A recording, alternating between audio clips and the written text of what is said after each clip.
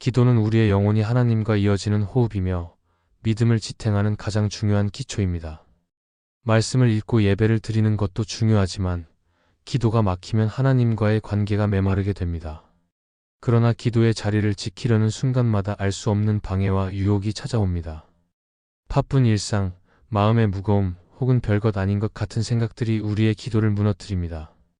그 배후에는 우리가 보지 못하는 사탄의 전략이 있습니다. 그는 끊임없이 우리로 하여금 하나님과의 대화를 멀리하게 만들고 기도를 하려는 마음 자체를 흐리게 합니다. 결국 기도가 약해지면 믿음도 약해지고 하나님의 뜻을 분별할 힘도 사라집니다. 그래서 우리는 사탄이 어떻게 우리의 기도를 방해하는지를 분별하고 그 전략을 꿰뚫어 보아야 합니다.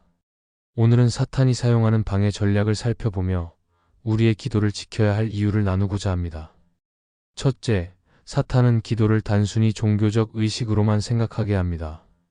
기도는 하나님과 인격적인 교제를 나누는 시간입니다. 우리가 마음을 열고 하나님께 나아가면 그분은 우리의 생각을 아시고 눈물을 보시며 간구를 들으십니다. 그런데 사탄은 이 사실을 흐리게 만들고 기도를 단순히 종교적 의무나 습관처럼 느끼게 합니다. 마치 하루에 한 번은 꼭 해야 하는 형식적인 의식 혹은 교회 안에서 다른 사람들에게 보여주기 위한 종교 활동으로만 여기게 합니다. 그렇게 되면 기도는 생명력이 사라지고 하나님과의 친밀한 대화 대신 의무감과 부담만 남게 됩니다. 이는 사탄이 원하는 모습입니다. 그는 우리가 하나님과 친밀히 대화하는 자리에서 멀어지도록 하기 위해 기도를 공허한 의식으로 바꿔놓습니다. 이런 모습은 성경 속에서도 찾아볼 수 있습니다. 바리새인들은 길거리에서 큰 소리로 기도하며 사람들에게 자신이 경건한 사람임을 드러내려 했습니다. 그러나 그 기도는 하나님께 상달되지 않았습니다. 오히려 예수님께서 그들의 기도를 외식이라고 책망하셨습니다. 기도가 본질을 잃고 형식만 남을 때는 하나님과의 관계가 끊어지고 스스로는 기도했다고 만족하지만 실제로는 아무 유익도 얻지 못하는 것입니다. 사탄은 이 틈을 노려 우리의 기도를 무력하게 만들고 결국 하나님 앞에 나아가지 못하게 합니다.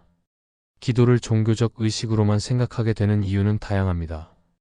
때로는 반복되는 일상 속에서 기도가 습관처럼 굳어져 버리기도 하고 때로는 교회 문화 속에서 형식적으로 따라하게 될 때도 있습니다. 또 어떤 경우에는 기도 시간을 채웠다는 것으로 스스로를 안심시키기도 합니다.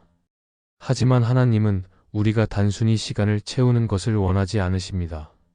하나님은 우리의 마음을 원하시고 진실된 고백을 기뻐하십니다. 그러므로 기도가 형식으로 변질될 때 우리는 반드시 깨어 있어야 합니다. 사탄이 기도를 의식으로만 여기게 만드는 순간 기도의 자리에서 하나님의 임재를 경험하지 못하게 됩니다. 형식적으로 입술을 열었지만 마음이 닫혀 있다면 하나님과의 대화는 단절됩니다. 그리고 점점 기도의 능력을 잃어버리게 됩니다. 처음에는 하루의 의무를 채운 것 같아 마음이 편할지 모르지만 시간이 지나면 하나님과 동행하는 삶의 힘이 약해지고 영적 무기력에 빠지게 됩니다. 바로 이것이 사탄의 교묘한 전략입니다. 그러므로 우리는 기도의 본질을 다시 회복해야 합니다. 기도는 살아계신 하나님과 대화하는 시간임을 잊지 말아야 합니다. 우리가 아버지께 마음을 드리면 하나님은 우리의 고백을 들으시고 그 안에 함께 하십니다. 기도가 단순히 말로 끝나는 종교적 행위가 아니라 하나님의 뜻을 분별하고 그분의 능력을 누리는 은혜의 1호가 되어야 합니다. 그럴 때 우리의 기도는 힘을 얻고 영혼은 새롭게 깨어납니다. 삶이 바쁘고 마음이 무거워질수록 우리는 더 쉽게 형식적인 기도에 머무를 수 있습니다. 그러나 하나님은 지금도 우리의 마음 깊은 곳을 원하시며 형식 너머에서 진실을 찾으십니다. 우리가 단순한 종교적 의식에 머물지 않고 진심으로 하나님을 찾고 의지할 때 기도는 생명을 주는 시간이 됩니다. 사탄은 이를 막으려 하지만 우리는 오히려 더욱 하나님 앞에 마음을 열어야 합니다. 기도의 본질을 붙드는 것이 곧 사탄의 전략을 이기는 길입니다. 이처럼 사탄이 기도를 종교적 의식으로 만들려는 유혹은 매우 교묘하지만 우리가 하나님 앞에 진실하게 나아갈 때 그 속임수는 힘을 잃습니다. 하나님은 언제나 우리의 마음을 들으시며 우리의 작은 기도에도 응답하십니다. 그러므로 기도를 단순한 형식이 아니라 하나님과 동행하는 깊은 교제의 시간으로 회복하는 것이 중요합니다. 이렇게 기도의 본질을 지켜나갈 때 우리는 사탄의 방해를 이기고 하나님 안에서 참된 은혜를 누리게 될 것입니다. 둘째, 사탄은 응답 중심으로만 기도하게 만들어 하나님과의 교제를 잃게 합니다. 기도는 응답을 얻기 위한 수단이 아니라 하나님을 만나는 시간입니다. 우리가 기도하는 이유는 단순히 문제 해결이나 필요를 채우기 위해서가 아니라 하나님을 더 깊이 알고 그분과 동행하기 위해서입니다. 그러나 사탄은 우리의 시선을 하나님께 두지 못하게 하고 기도를 응답이라는 결과에만 묶어두려 합니다.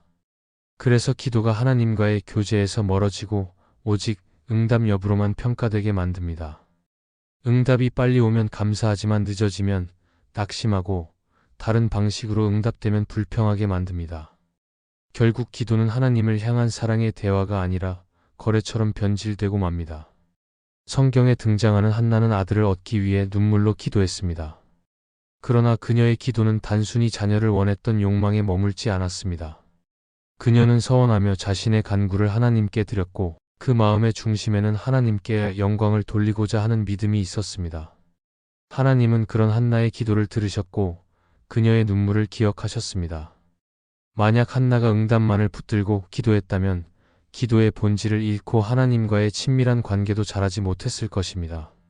이처럼 사탄은 우리의 기도를 응답이라는 좁은 틀 안에 가두어 하나님과 교제하는 기쁨을 잃게 만듭니다. 우리가 응답 중심으로만 기도할 때 여러 위험이 따라옵니다. 하나는 기도가 조급해진다는 점입니다. 하나님을 신뢰하며 기다리기보다 빨리 응답받는 것에만 마음을 두기 때문에 조금만 늦어도 원망이 생깁니다. 또 다른 하나는 기도가 자기 중심적으로 변한다는 점입니다. 하나님의 뜻과 계획은 외면한 채 나의 필요와 욕구만 강조되며 기도가 하나님께 드리는 고백이 아니라 내 욕심을 관철하는 수단으로 바뀌어 버립니다. 마지막으로 기도의 즐거움이 사라진다는 문제가 있습니다. 하나님과 교제하는 자리에서 오는 평안과 은혜는 보지 못하고 응답의 유무에 따라 마음이 흔들리게 되기 때문입니다. 이런 모습은 사탄이 의도적으로 만들어내는 흐름입니다. 기도가 응답에만 매여 있을 때 우리는 하나님을 사랑의 아버지로 경험하지 못하고 단순한 문제 해결사로만 여기기 쉽습니다. 하나님은 우리의 필요를 채우시는 분이시지만 무엇보다 우리와 함께 하시며 영혼을 돌보시는 분이십니다.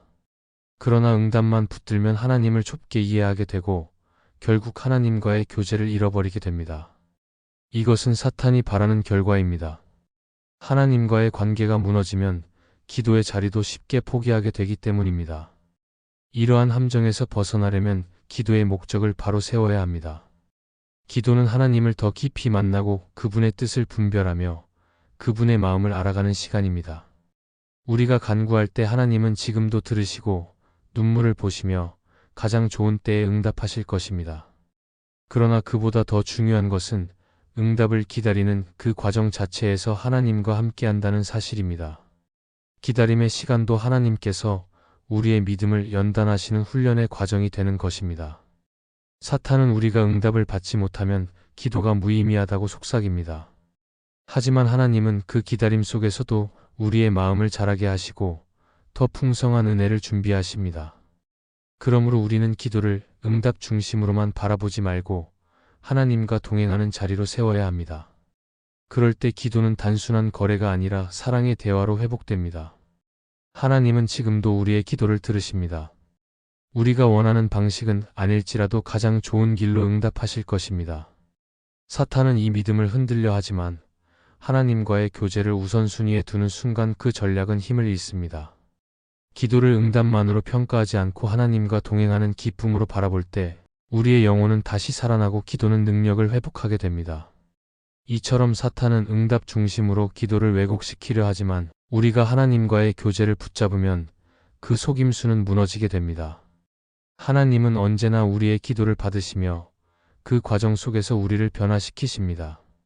그러므로 기도의 참된 목적을 기억하고 하나님께 나아갈 때 우리는 응답을 넘어서는 더 큰 은혜를 누리게 될 것입니다.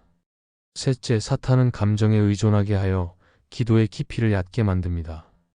기도는 감정의 동요에 따라 움직이는 시간이 아니라 하나님 앞에서 마음을 정직하게 드려야 하는 거룩한 자리입니다. 물론 기도 안에서 우리는 기쁨을 느끼기도 하고 눈물을 흘리기도 하며 때로는 말할 수 없는 감격을 경험하기도 합니다. 그러나 사탄은 이러한 감정적 요소만을 붙잡게 하여 기도의 본질을 놓치게 만듭니다. 그래서 기도를 드리면서 눈물이 없으면 은혜가 없는 것처럼 느끼게 하고 마음이 뜨겁지 않으면 하나님이 멀리 계신 것처럼 오해하게 만듭니다. 결국 감정의 기복에 따라 기도의 깊이가 좌우되며 하나님과의 교제는 얕아지게 됩니다. 사탄이 감정에만 묶어두는 이유는 분명합니다. 감정은 쉽게 변하기 때문입니다. 오늘은 은혜로운 찬양과 말씀으로 마음이 뜨거워 기도가 잘 되지만 내일은 힘든 일을 겪고 마음이 무겁다는 이유로 기도를 멈추게 됩니다. 이렇게 되면 기도는 상황에 따라 흔들리고 영적인 성실함을 잃어버리게 됩니다. 결국 기도는 하나님을 만나기 위한 자리가 아니라 순간적인 감정 발산의 수단으로 바뀌고 맙니다. 사탄은 바로 이 틈을 노려 기도를 일시적인 감정 체험으로만 여기게 합니다. 성경에서 엘리야는 갈멜산에서 큰 승리를 경험한 후 광야에서 낙심하며 죽기를 구했습니다. 그는 감정적으로 극심한 기복을 겪었지만 하나님은 그의 기도와 신음을 외면하지 않으셨습니다. 하나님은 바람과 지진과 불이 아닌 세미한 음성으로 엘리야를 만나주셨습니다. 이는 하나님께서 감정의 고조 속에서만 임재하시는 분이 아니라 우리의 연약한 마음을 그대로 받으시는 분임을 보여줍니다. 그러나 사탄은 우리가 이러한 진리를 보지 못하게 하고 감정의 강도에 따라 기도의 가치를 판단하게 만듭니다. 감정에 치우친 기도에는 몇 가지 문제가 생깁니다. 하나는 기도의 지속성이 약해진다는 것입니다. 마음이 동하지 않으면 기도할 필요가 없다고 생각하기 때문에 꾸준히 기도의 자리를 지키지 못합니다. 또 다른 하나는 기도의 방향이 흐려진다는 것입니다. 감정의 표현에만 몰두하다 보면 하나님의 뜻을 묻고 그분의 음성을 듣는 시간을 놓치게 됩니다. 마지막으로 기도의 균형이 무너진다는 것입니다. 기도는 감정과 이성을 함께 드리는 전인적인 행위인데 감정만 강조되면 기도는 한쪽으로 기울어지고 깊이가 얕아집니다. 그러므로 우리는 감정을 부정하지 않으면서도 감정에 매이지 않아야 합니다. 기도할 때 눈물이 흘러도 그것이 은혜의 전부가 아니며 기도할 때 아무런 감정이 느껴지지 않아도 하나님은 여전히 우리의 기도를 들으십니다. 하나님은 우리의 마음을 보시고 진실하게 드리는 작은 기도도 귀하게 받으십니다. 따라서 감정은 기도의 통로일 수 있지만 기도의 본질이 될 수는 없습니다. 기도의 본질은 하나님과의 교제이며 그분의 뜻에 귀 기울이는 것입니다. 사탄은 우리가 감정에 기대어 기도하다가 결국 지치고 포기하게 만들려고 합니다. 그러나 하나님은 우리의 일관된 기도를 통해 믿음을 세우시고 상황과 감정에 흔들리지 않는 영적인 힘을 주십니다. 감정은 우리를 움직이게 하는 동력이 될 수 있지만 그것이 사라진다 해도 기도는 멈추지 않아야 합니다. 마치 자녀가 부모에게 무언가를 부탁할 때 감정의 기복과 상관없이 관계 속에서 말을 꺼내듯 우리의 기도도 감정을 넘어서는 신뢰의 표현이 되어야 합니다. 감정에 의존하는 기도에서 벗어나 하나님을 바라보는 기도로 나아갈 때 우리는 더 깊은 교제를 경험하게 됩니다. 기도는 눈물과 기쁨을 넘어서는 믿음의 행위이며 상황을 뛰어넘어 하나님께 나아가는 순종의 발걸음입니다. 사탄이 우리의 감정을 흔들어 기도의 깊이를 얕게 만들려 해도 우리가 하나님의 변함없는 사랑을 붙잡을 때 기도는 흔들리지 않습니다. 하나님은 언제나 우리의 마음을 들으시며 우리의 기도가 감정의 파도에 흔들릴지라도 그 중심에 있는 진실한 고백을 받으십니다. 결국 기도의 깊이는 감정에 달려있는 것이 아니라 하나님과의 관계에 달려 있습니다. 그러므로 우리는 감정의 유무에 상관없이 기도의 자리를 지켜야 합니다. 하나님을 신뢰하며 꾸준히 나아갈 때 기도는 흔들림 없는 힘을 발휘하고 우리의 영혼을 새롭게 세웁니다. 이것이 사탄의 방해를 이기고 기도의 본질을 회복하는 길입니다. 넷째, 사탄은 하나님보다 사람에게 하소연하는 것으로 만족하게 합니다. 사람은 누구나 어려움이 닥치면 누군가에게 마음을 털어놓고 싶어집니다. 힘든 일을 이야기할 때 위로를 얻고 공감해주는 말을 들을 때 마음이 가벼워집니다. 그러나 사탄은 이 자연스러운 마음의 흐름을 이용하여 우리가 하나님께 먼저 나아가지 못하게 막습니다. 그래서 힘든 순간에 사람에게만 하소연하고 정작 하나님께는 깊은 기도를 올리지 않도록 만듭니다. 물론 사람과의 대화도 필요하지만 그것이 기도를 대신하게 될 때 우리의 영혼은 하나님께로 향하지 못하고 오히려 사람의 말에만 의지하게 됩니다. 이것은 결국 기도의 방향을 흐리게 합니다. 하나님께 올려야 할 간구와 눈물이 사람에게 머물러 버리면 우리는 하나님이 주시는 참된 위로와 능력을 경험하지 못합니다. 잠시 위로받은 것 같아도 여전히 문제는 해결되지 않고 마음속 깊은 공허함은 사라지지 않습니다. 사탄은 이 틈을 놓치지 않고 우리가 계속 사람에게 기대도록 만듭니다. 그래서 기도의 자리는 점점 멀어지고 결국 하나님과의 친밀한 교제는 약해집니다. 성경 속 엘리야는 갈멜산에서 큰 승리를 거둔 후 이세벨의 위협 앞에서 두려움에 사로잡혀 광야로 도망쳤습니다. 그는 낙심한 마음을 사람에게 털어놓은 것이 아니라 하나님께 그대로 토로했습니다. 여호와여 넉넉하오니 내 생명을 거두시옵소서라고 외쳤을 때 하나님은 그의 연약함을 나무라지 않으시고 오히려 천사를 보내어 떡과 물을 준비해 주셨습니다. 만약 엘리야가 하나님께 나아가지 않고 동료 예언자들에게만 하소연했다면 그는 하나님의 위로와 공급을 경험하지 못했을 것입니다. 이처럼 기도의 방향은 곧 우리의 영적 생명과 직결됩니다. 사람에게만 하소연하게 되는 데에는 몇 가지 위험이 있습니다. 하나는 기도의 습관이 무너진다는 점입니다. 말할 상대가 있으면 굳이 기도하지 않아도 된다고 여기기 때문에 기도의 자리를 쉽게 잃어버립니다. 또 다른 하나는 문제 해결에 초점을 잘못 두게 된다는 점입니다. 하나님의 능력보다 사람의 조언과 도움을 우선시하면서 결국 하나님을 의지하지 않는 삶으로 흘러가게 됩니다. 마지막으로는 하나님과의 친밀함이 점점 약해진다는 점입니다. 사람의 말에만 귀를 기울이다 보면 하나님의 음성을 듣는 법을 잃어버리게 되기 때문입니다. 팀 켈러는 그의 책 기도에서 이렇게 말했습니다. 기도는 하나님 앞에서 우리의 마음을 가장 깊이 드러내는 행위이다. 우리가 하나님께 토로하지 않는다면 결국 우리는 다른 것에 의지하게 된다. 이 말은 우리의 기도가 단순한 종교 행위가 아니라 존재 전체를 하나님께 내어 맡기는 행위임을 알려줍니다. 사람에게 말하는 것만으로는 해결되지 않는 것이 많습니다. 그러나 하나님께 토로할 때 우리는 단순한 위로를 넘어 영혼이 치유되고 삶이 변화되는 능력을 경험하게 됩니다. 그러므로 우리는 어려움을 만날 때마다 사람에게 먼저 말하는 습관을 조심해야 합니다. 물론 함께 기도해줄 동역자와 대화하는 것은 큰 힘이 됩니다. 그러나 그보다 먼저 하나님께 마음을 쏟아야 합니다. 하나님께 울부짖을 때 그분은 우리의 신음을 들으시고 우리가 알지 못하는 방법으로 응답하십니다. 사람은 우리의 마음을 들어줄 수 있지만 문제를 완전히 해결할 수는 없습니다. 그러나 하나님은 우리의 마음을 아시고 길을 열어주시는 분이십니다. 사탄은 우리가 사람에게만 하소연하며 안주하도록 만들지만 하나님은 우리의 기도를 통해 참된 평안을 주십니다. 하나님은 우리의 눈물을 기억하시고 우리가 드리는 작은 신음에도 응답하십니다. 우리가 하나님께 먼저 마음을 올려드릴 때 기도의 본질은 회복되고 사탄의 전략은 힘을 잃습니다. 그러므로 어떤 상황에서도 기도의 방향을 하나님께 두는 것이 가장 중요합니다. 하나님께 하소연할 때 우리는 단순한 위로를 넘어서 삶을 새롭게 하는 능력을 얻게 되며 그 속에서 영원히 살아나는 은혜를 누리게 됩니다. 하나님은 지금도 우리의 기도를 들으시고 마음 깊은 곳의 작은 신음까지 기억하십니다. 사탄은 기도를 가로막으려 하지만 하나님은 우리와의 교제를 끊지 않으십니다. 그러므로 흔들리는 순간에도 기도의 자리를 지킬 때 우리는 하나님의 평안과 능력을 경험하게 됩니다. 어떤 상황에서도 하나님께 마음을 열어드린다면 주님은 반드시 우리의 걸음을 붙들어 주시고 새로운 힘을 부어주실 것입니다. 이 말씀이 마음의 은혜가 되셨다면 좋아요와 구독으로 함께 해주세요.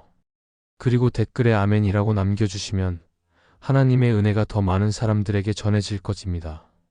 여러분의 삶 위에 하나님의 은혜가 언제나 함께 하시기를 바랍니다. 감사합니다.